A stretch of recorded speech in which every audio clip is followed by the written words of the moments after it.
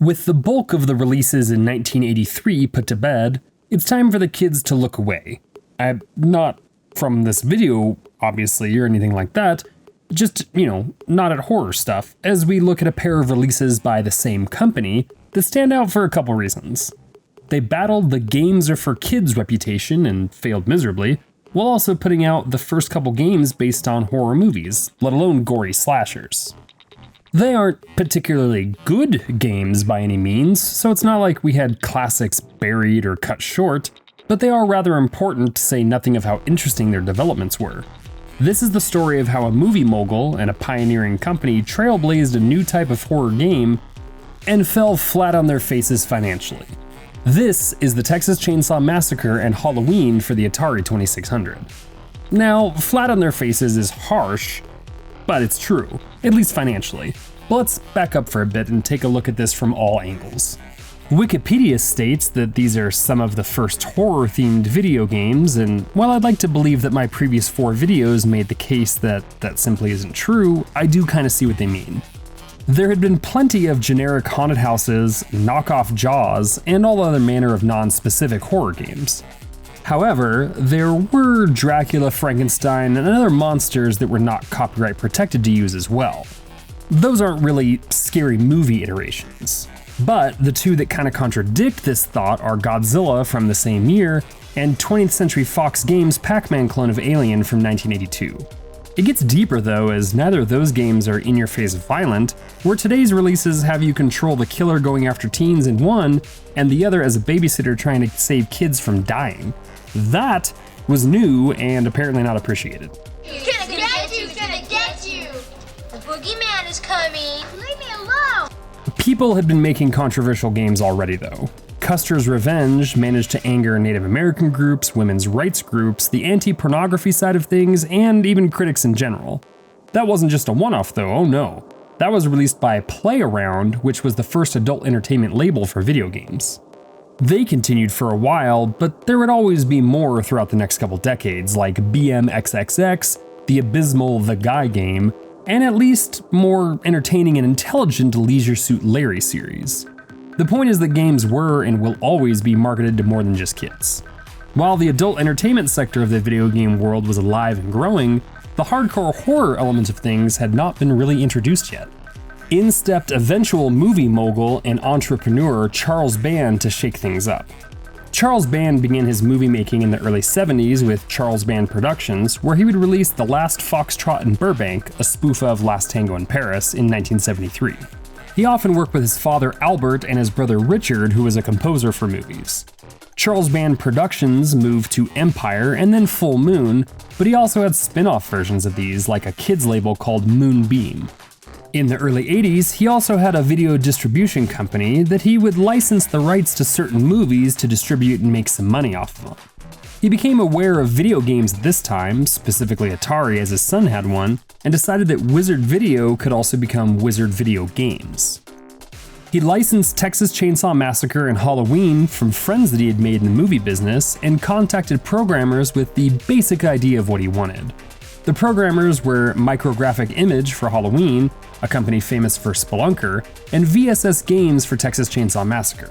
Technically, VSS was assigned both of them, but they contracted out Halloween and worked on Texas Chainsaw themselves. VSS was started by Ed Salvo and a few other ex-employees from Games by Apollo. In an interview with Digital Press, Salvo says they didn't want to do either game, but, quote, had to eat, and VSS contracted Halloween to Tim Martin and Robert Barber out of Micrographic Image.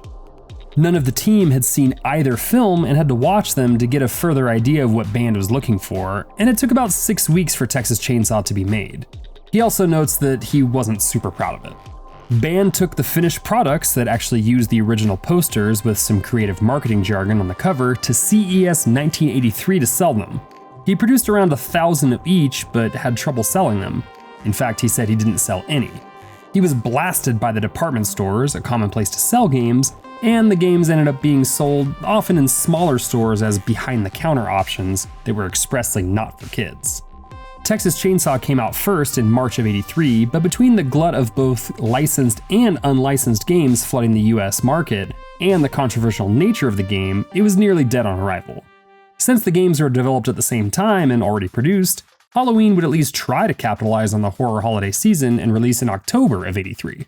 Many of the Halloween cartridges didn't even have a label and had to be handwritten on the front just to show what it was in order to save money during a liquidation. While that undoubtedly looked cheap, it probably also added to the forbidden allure for some. They're big-time collector's items now, and even if they can't be found, they're also not particularly good. Texas Chainsaw has you play as Leatherface and opens with the flashing lettering of the movie with Wizard on the bottom marking the distributor.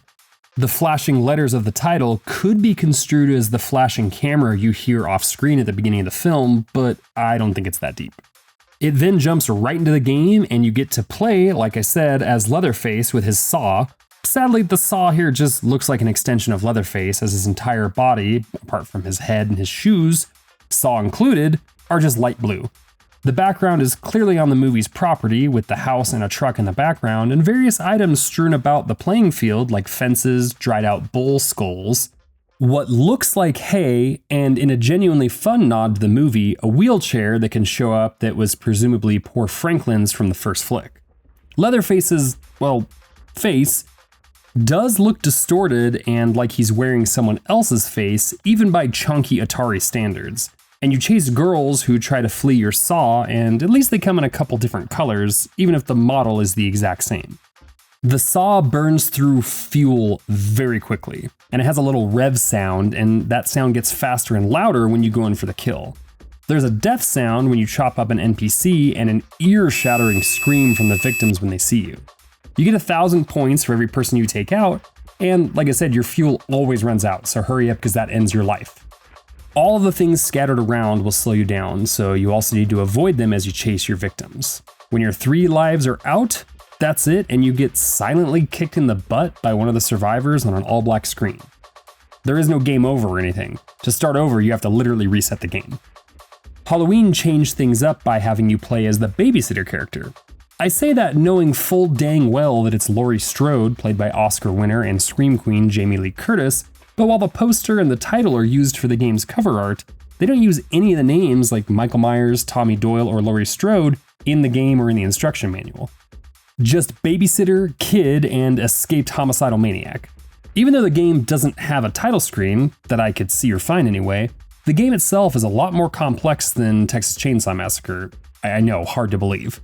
It has multiple floors and screens with different colors to explore, has music that appears when legally distinct non-copyright infringing Myers appears on screen that is the actual chiptune version of the main series theme, and it gives you the ability to fight back from time to time. Michael will attack both you and the child, so be aware, even though, losing the child doesn't end the game, only if he gets to you, which is kind of weird. The goal is to go across the screens and get the kids and then lead them to the other side of the house.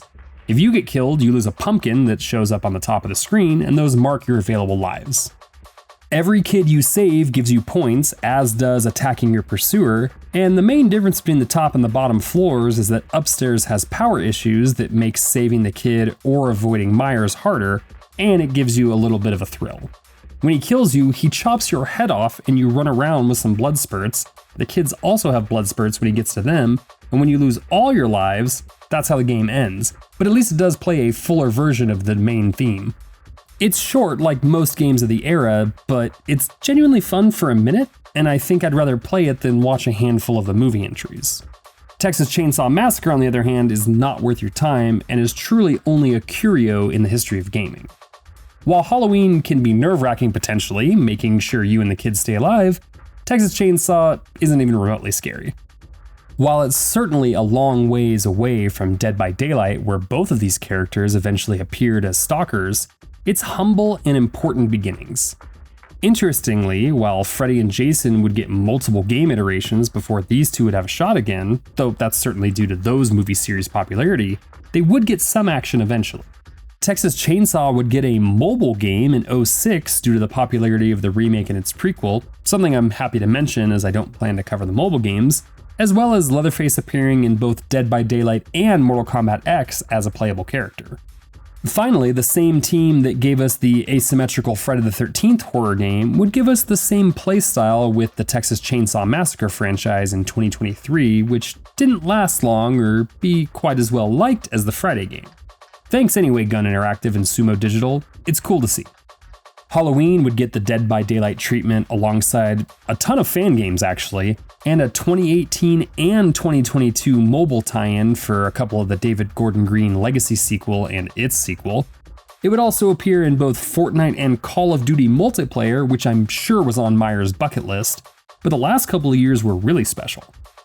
2024 gave us a really fun throwback game from Retro Realms, and there are 2 additional games coming out based on the franchise, and one of them at least is a single-player game, or has a larger single-player mode. Either way, we have a lot of Michael Myers coming out.